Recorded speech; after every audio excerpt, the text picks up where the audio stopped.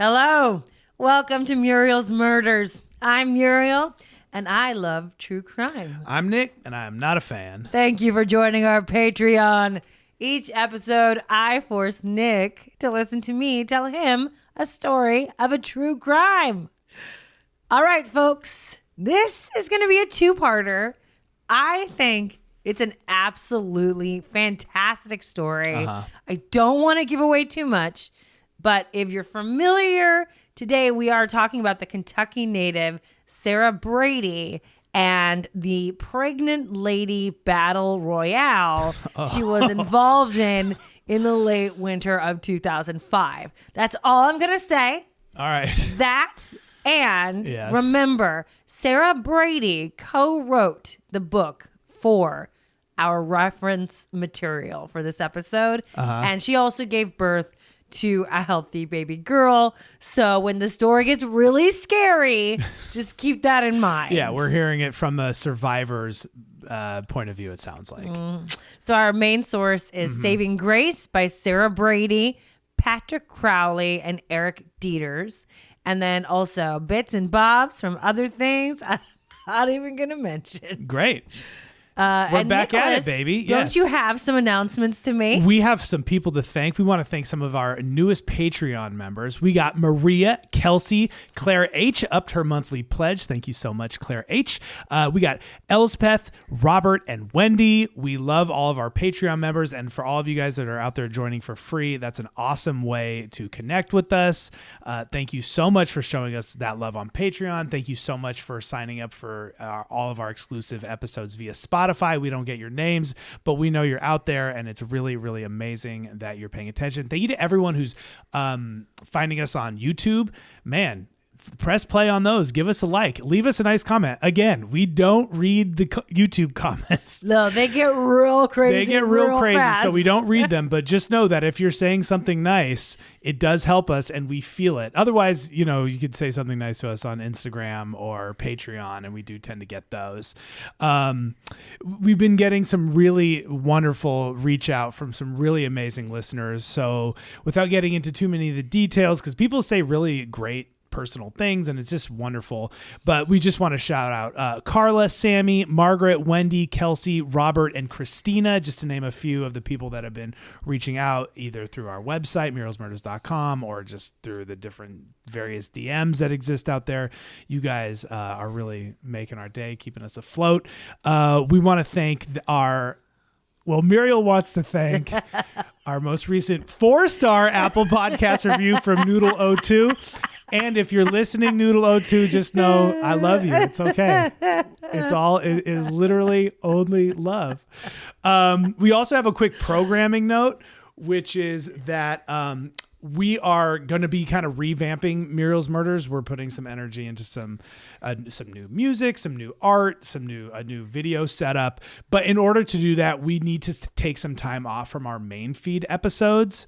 So we're going to continue the Patreon going with 2 exclusive true crimes and 1 episode of mouth noises while we get the rest of the things up and running. So we're not going to be putting out our usual free episodes in the meantime. We're probably looking to relaunch in April. So just as a heads up, that's where we're at. We love you guys. We hope that you're wonderful. Go to murielsmurders.com, go to resistandunsubscribe.com, and keep being yourselves and being wonderful. And we love you. Yeah, we do love you.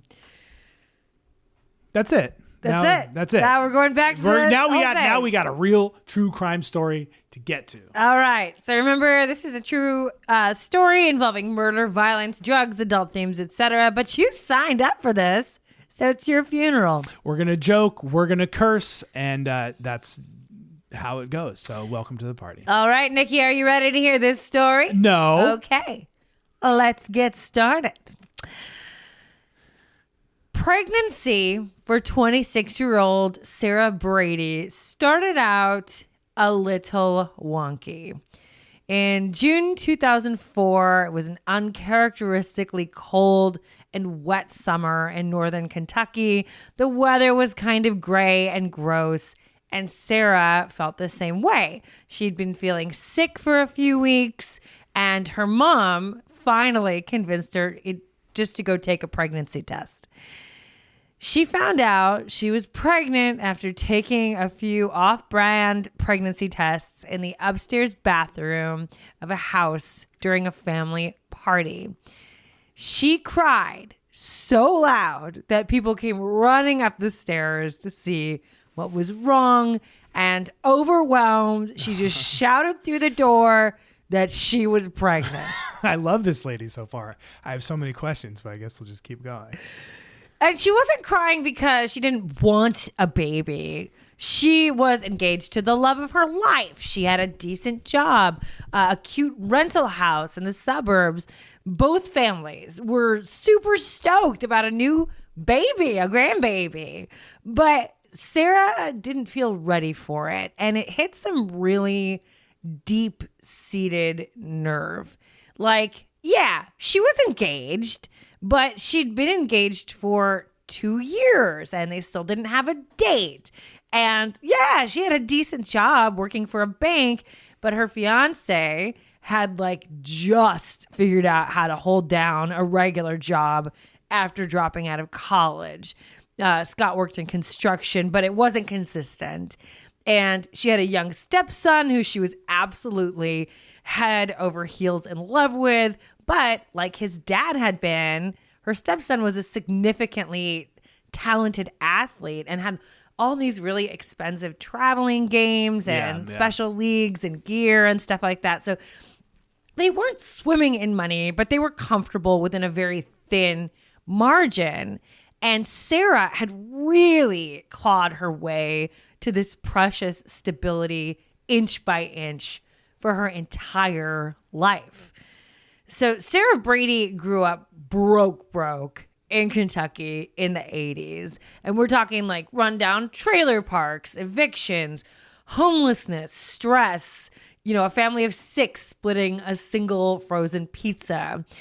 She was born in Newport, Kentucky, in the northern side part of the state, right on the border of Ohio. And when Sarah came into the world on February 4th, 1979, Newport was mostly just rundown strip clubs and gambling halls. And her dad was one of those women should be barefoot and pregnant guys. Barefoot and pregnant?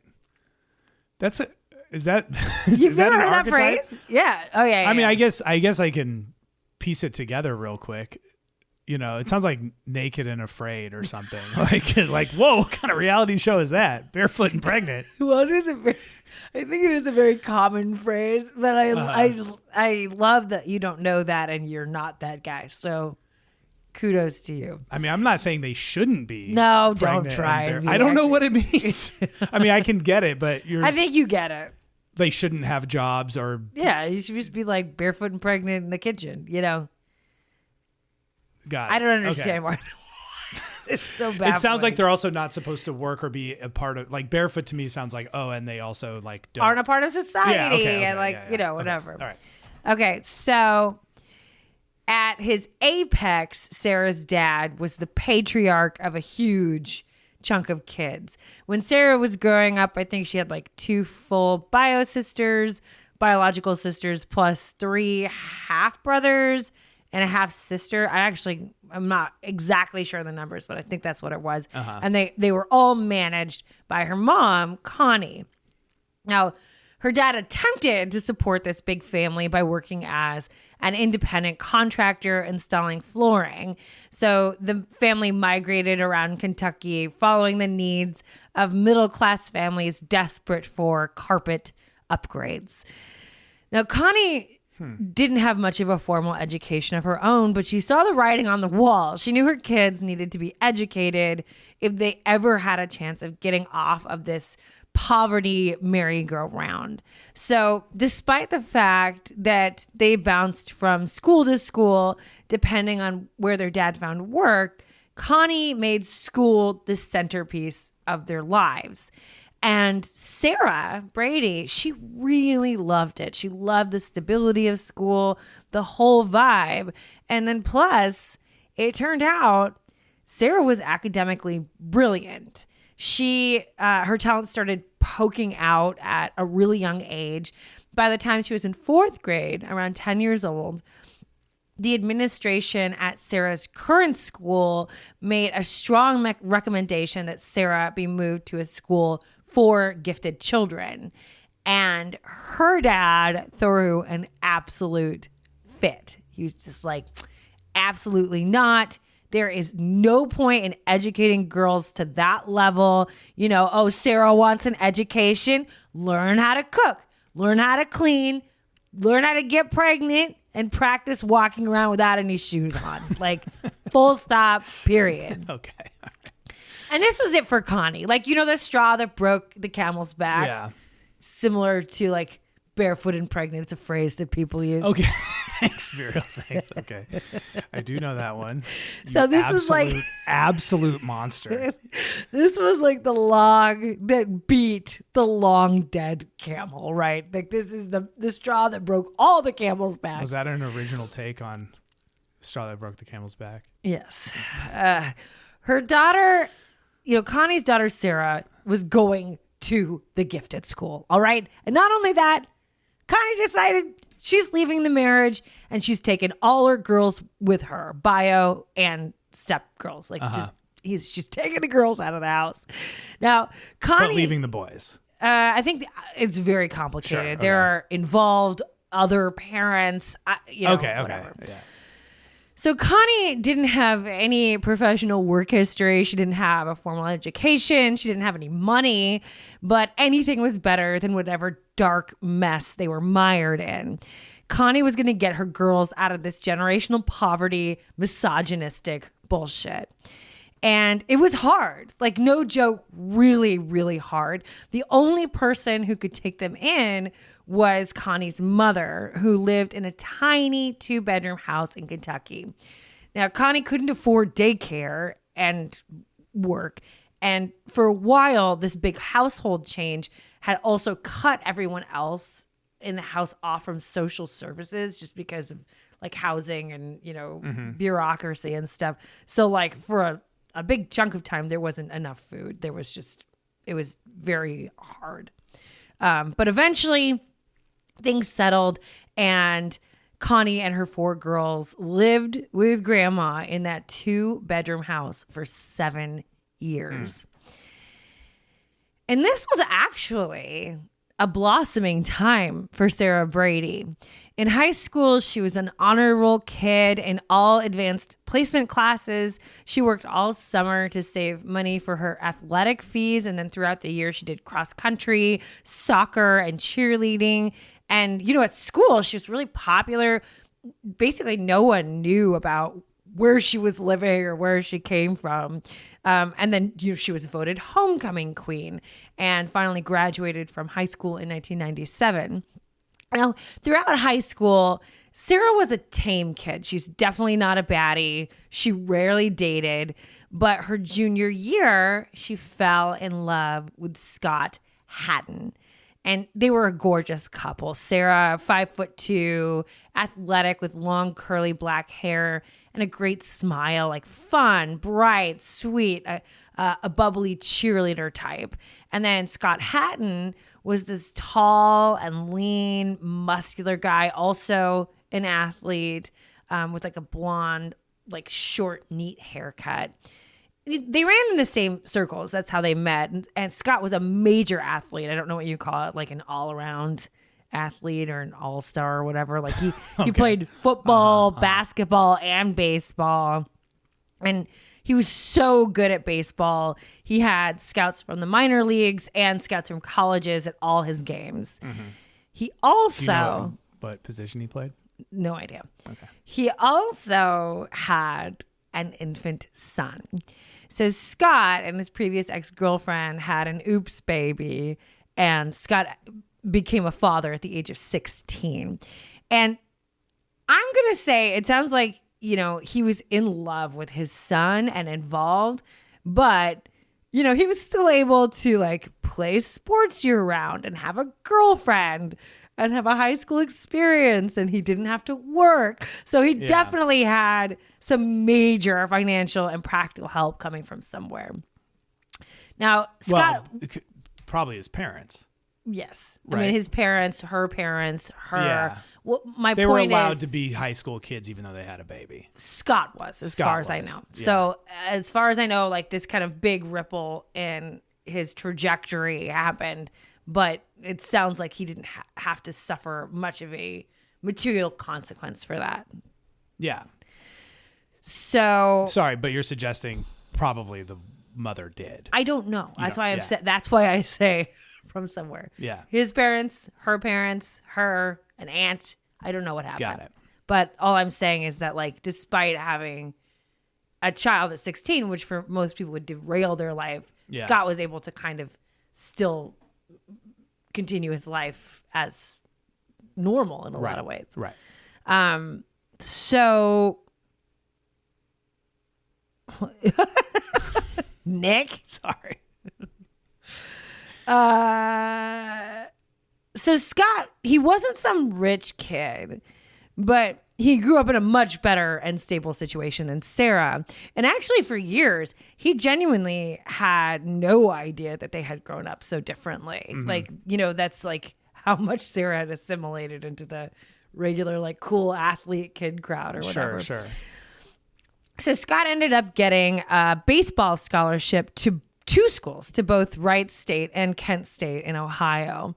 And as for Sarah, her family had no money for college, and neither did she. And I think when you come from a place like that, like, you also just don't know how loans work, and like a lot of that financial stuff is scary. So like she didn't want to take out student loans. She could potentially, have burden her future, and she decided, I'm going to pay for school as I go. And like, man, I went to college a few years after Sarah did. I went in 2002, and I just really relate to her experience. It's so confusing. Like, I had some scholarships and financial aid in the end, but I had no idea what I was signing up for. And like, signing up in terms of loans and stuff like that. Right. And like reading this story, part of me was just like, I'm reading her story, right? And part of me is like, just apply, girl. Like, see if you can get into a prestigious college. You're a gifted student. Change your life. But also, I remember like college applications being something between $40 and $60 a piece just to apply. So if you're broke, like, you can't be out there spending you can't apply to more than like 2 colleges. I was going to ask how much you're relating to this girl, Sarah, at this point in the story. Well, my life was very different, but at this point, I'm just like, it's just an interesting, I understand where she's at so much. It's like that same exact thing. I'm seeing parallels between you guys for sure. Yeah. I mean, at least in this section, it's people don't, there is this like little cusp of people who do well enough to get into college, but like really have like no money. And so like your friends and your peers who are applying to the same colleges are like, oh, my parents are taking me to California to go on a college tour. Or like, I'm going to go do, like people are like literally like touring colleges, and like their parents are, like, and they're applying, and maybe they're applying to like 6 colleges and a safety college. And you're just looking at your bank account like, maybe I can apply for 2. Like, just the application itself, let alone like, you're not going to go to rent a hotel room and go see a college, So I do really relate to that aspect of it. So anyway, like, if you don't have money for applications and stuff, the whole thing is the college experience is a very different experience. Personally, I ended up only applying to one school, and I loved it. But I feel like I was pretty lucky in terms of that working out. So, it's all good. Yeah, like if you hadn't gotten in, what would you have done? I don't know. Yeah. Yeah, I don't know if I had a plan at all. I didn't think I was going to get in. Yeah. So, I don't know, man. Maybe I would have gotten into a bunch of schools. Like, I have no idea. My SATs were pretty shitty. All right. Anyway. Sarah, our gifted girl, she ended up working at a bank and enrolling in Northern Kentucky University full time. But that's a lot to have on your plate as a teenager, like a full time grown up job, plus a full-time course load in college. And eventually Sarah kept getting promoted at the bank and college just fell to the wayside. Sure.